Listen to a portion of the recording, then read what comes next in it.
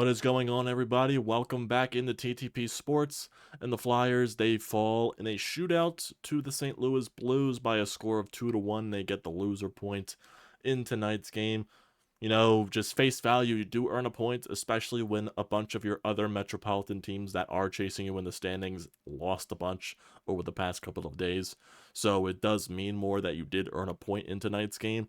But I do think the Flyers definitely deserved a better fate in tonight's game. I thought they were the much better team throughout the entire contest.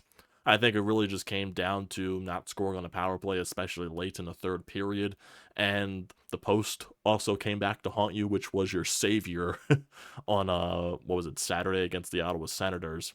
So that definitely came back to haunt you in that aspect. In the overtime, Cam York getting absolutely stoned by the crossbar there was just inches away from putting that puck into the net and getting the Flyers the extra point in tonight's game. And also, Jordan Binnington was indeed the difference in net for the St. Louis Blues. He was the main reason why St. Louis was even involved in the game, in my honest opinion. Really easily, probably could have been a nice, comfortable lead for the Flyers throughout this entire contest. Really, the only St. Louis goal that happened, because honestly, if you think about the entire thing, this probably could have been like a 1-0, 2-0 victory for the Flyers. Because for most of the game, that's how this was going. And then, almost a little bit, I would say near the end of the second period, Flyers kill off a couple of penalties in a row, and they try to do something in the offensive zone, and Joe Farabee, with just a boneheaded play, turns it over in the St. Louis end and goes right back the other way for a breakaway for Kevin Hayes, out of all people, and he scores. And Kevin Hayes, coming into this game, I believe he only had like 1 goal and 2 assists in like a span of 20 plus games. So, of course, Kevin Hayes' return to Philadelphia, he gets a goal. So, yeah, I guess I should have saw that coming from a mile away, because Flyers, and that's how the way it goes, former Flyers always score against the Flyers in like their first game back. That's just the way it always happens. And it just happened to be Kevin Hayes in tonight's contest. Scott Walton gets the only regulation goal for the boys tonight. First period, Flyers break up a little bit of a defensive scrum. They go up for a 2-on-1. Paling holding on the puck for a little too long, and then he just tosses it in front of the net. And, a little bit of a scramble. Puck is bouncing everywhere. Scott Walton with a body battle basically in the blue paint, and the puck just ends up in the back of the net. Flyers go up 1-0, and then eventually in the end of that second period, Hayes gets the breakaway goal. And Hayes really didn't even do much on this. He lost the puck, he was losing balance, and I guess Ersson just wasn't expecting that to happen, because he was probably expecting Hayes to make a move, and he opened up his 5-hole, and the puck just slid right through, and that's how the game got tied. So it was one of those situations the goalie can't really do anything if both the goaltender and the forward don't see the puck. That's just the way it happens, I guess, at the end of the day. Third period, Flyers, I would say, really controlled the pace of the third period. I thought they had way more chances. I thought they had way more pressure, way more zone time. Just really couldn't find a way to pot one past Binnington. I thought Tyson Forster had an amazing game. He had some really nasty chances throughout, especially in that first period, where he comes up the left side, breaks a defender, and almost goes top shelf short side past Binnington. I thought that was going to be a sure goal. He just missed the net. There were certain instances. Third period, he had a chance where he just missed the net just a little bit to the right of the post. And, there were some of those chances throughout the entire night. And you can really tell once it got to like the final minute and a half, both teams were really playing for overtime. No one really wanted to take any risks. No one wanted to move the puck up the ice. It was just, get into the zone, clear it, get into the zone, clear it, get it into the zone, clear it. That basically was the final minute and a half of the game, because both teams were trying to get a point in tonight's contest, at least. And sadly, St. Louis was the team that got the extra point. Overtime, Flyers.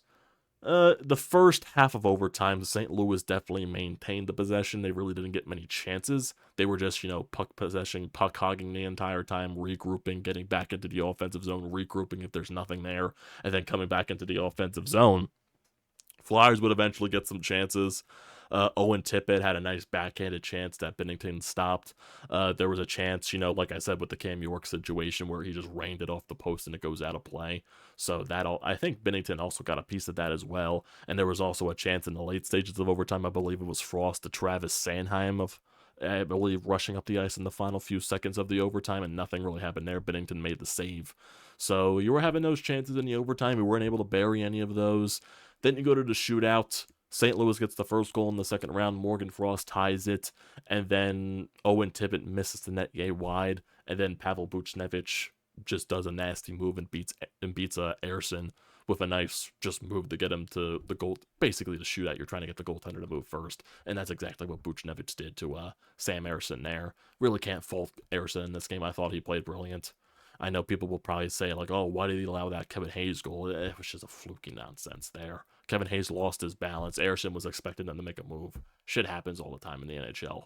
And basically, if you summarize this game, it's just like, a typical night of anything can happen in a National Hockey League game. You can look like the best team for 40 plus minutes and you don't come out on top with those 2 points. And that, I firmly believe, was the result in tonight's game. You do get a point, so that does help you standings wise.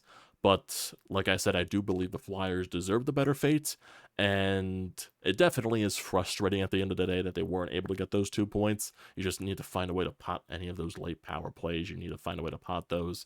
And seriously, if Cam York just finds a way to bury that in the overtime, you won't have to be dealing with going through the shootout regardless.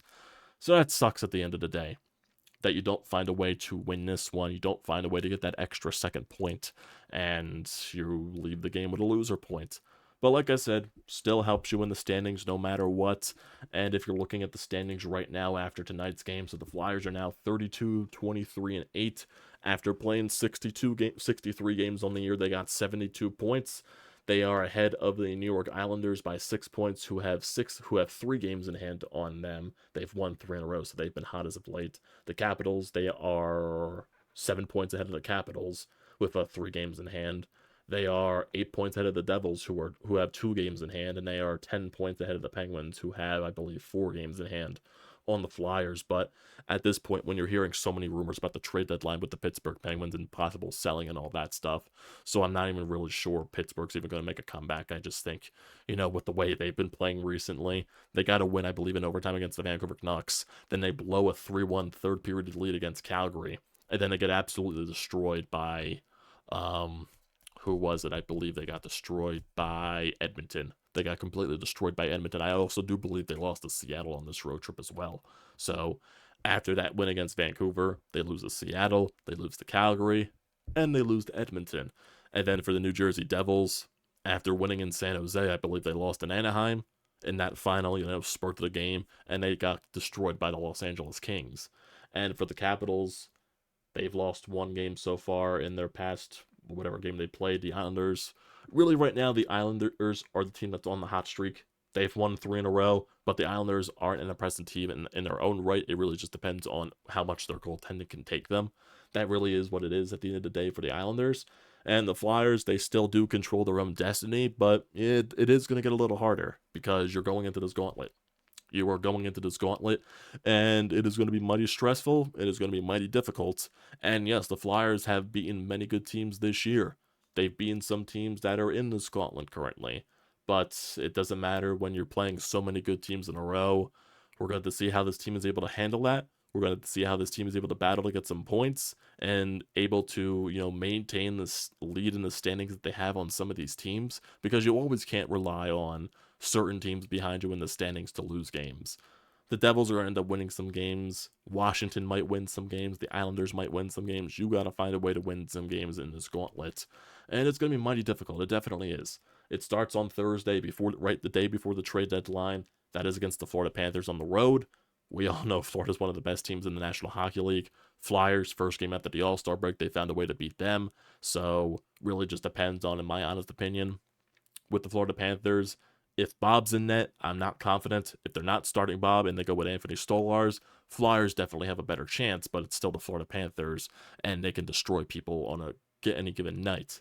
And then the Tampa Bay Lightning this Saturday, I'm sure Andrei Vasilevskiy is going to want some type of revenge for the Flyers win, a couple of days ago when Vasilevskiy did not play his best hockey. So I'm sure he's going to want some type of revenge. So those 2 road games, sandwiched in between is the trade deadline. You got 2 days off before those 2 games on the road trip. So I wonder if Danny Briere is going to be making any type of moves prior to the trade deadline here. Rumor-wise, in terms of, it's basically the same stuff with Sean Walker. Is he going to trade Sean Walker? Is he going to extend Sean Walker? Is he just waiting for the right deal or something like that? We really just can't gauge anything. Same thing with Scott Laughton. Most likely, in my honest opinion, I think they're just keeping Scott Laughton. Really, the only way they're going to trade him is if they get blown away by a package. Sealer, I don't expect them to trade. And that's basically it at the end of the day. I don't expect them to go after a backup goaltender, unlike what some other people are saying. John Tortorella already stated that Sandstrom earned his next start, and it really wouldn't make sense to go out and get a backup goaltender, because if you do go get a backup goaltender, you would have to send Sandstrom down, and he would be required to go through waivers, and I feel like a team would be more likely to pick up Sandstrom just because he's on a cheap contract, unlike, Cal Peterson, who's on a very expensive contract. I would be shocked. Definitely would not be shocked if that's the case. But in terms of rumors or anything like that, I'm sure more rumors are going to be picking up as the days go along in terms of the trade deadline, because we're only a few days away from that. Some teams are making trades. Really haven't. I wouldn't say any major trades have been happening lately. It's more just rumor. With the New Jersey Devils, they're rumored about Markstrom and all that stuff. And if they're going to go out there and get a goaltender, they just fired Lindy Ruff. So I have no idea what's going to be, going on with the Devils the rest of the season. So that's definitely going to be a weird thing. The Devils fans finally got their wish in firing Lindy Ruff. But yeah, it's definitely going to be an interesting next 4 days here in terms of what's going to happen, in terms of what direction Danny Briere and Keith Jones are going to go into. Really is the case there. There have been rumors about Trevor Zegras, but I think if you're going under the Trevor Zegras train, that's more of an off-season trade. I think, you can't do it at the trade deadline. He's not healthy right now. I think that's more of an off-season type of draft day trade. That's just what I see at the end of the day. I would love to acquire a Trevor Zegras. I think he could be a first-line center for your future, but that's another discussion for another day. 100% another discussion for another day. And then when you get after the trade deadline and after this Tampa Bay game on Saturday, you play the San Jose Sharks at home, so that definitely is a trap game mixed in this gauntlet. So you're definitely going to have to be prepared for that with 2 days rest going into that. Then on the 14th, you play the Toronto Maple Leafs at home. Go on the road on the 16th to Boston. Back at home on the 19th against Toronto again. Then you play Carolina on the road on the 21st.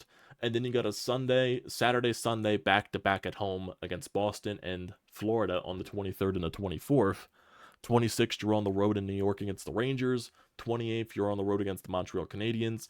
And then on the 30th, the last game of March, you're at home against the Chicago Blackhawks and Connor Bedard. And then once you go into the month of April, Islanders, Buffalo, Columbus. Definitely a much later schedule, but in terms of, you're playing teams that you are fighting with the third place in the Metropolitan Division, specifically the Islanders, the Devils, and the Capitals, especially those last 2 games against the Devils and the Capitals. That can mean a lot in terms of how close the standings are going into those final 2 days. But you still got to get through this gauntlet. Very long stretch here. I believe that's that's 2, 4, 6, 8, 10, 11 games. 11 games in this gauntlet that you have to play, and 10 of those 11 are against, top teams in the league. So, yeah, Flyers got their money cut for them right now, and they got to find a way to make the most of it. They definitely do. 100% they do. Couldn't find a way to get a point tonight. Jordan Binnington was definitely the difference in tonight's game. Shouldn't be heartbroken by this. Be happy you got the point. You definitely deserve the better fate, but at the end of the day, you got to move on. End of the day, you got to move on. Especially at this point in the season. Got to move on, throw it in the trash, you earned a point, move on to the next game, because you got some important games upcoming here. Got to find a way to flush it and just move on real quickly, because I don't think this team played bad by any means. I don't think they should be down on themselves out of this game. Yeah, you should be frustrated that you didn't get 2 points out of this, but there's really no reason to be pissed off because you didn't play a bad game, in my honest opinion. So, that's how it is at the end of the day. Got to find a way to move on and get points as you're going into this gauntlet. It starts with Florida on Thursday. So that'll do it for tonight, everybody. I appreciate you all tuning in when you decide to, so don't forget to leave a comment in the comment section down below. Don't forget to drop a like. Don't forget to hit that subscribe button. It does me a great deal of service. And also use the code TTPSPORTS, $20 off your first purchase at SEATGEEK. Great deal. Don't pass it up. Thanks, guys, for tuning in whenever you decide to. And I'll see you next time.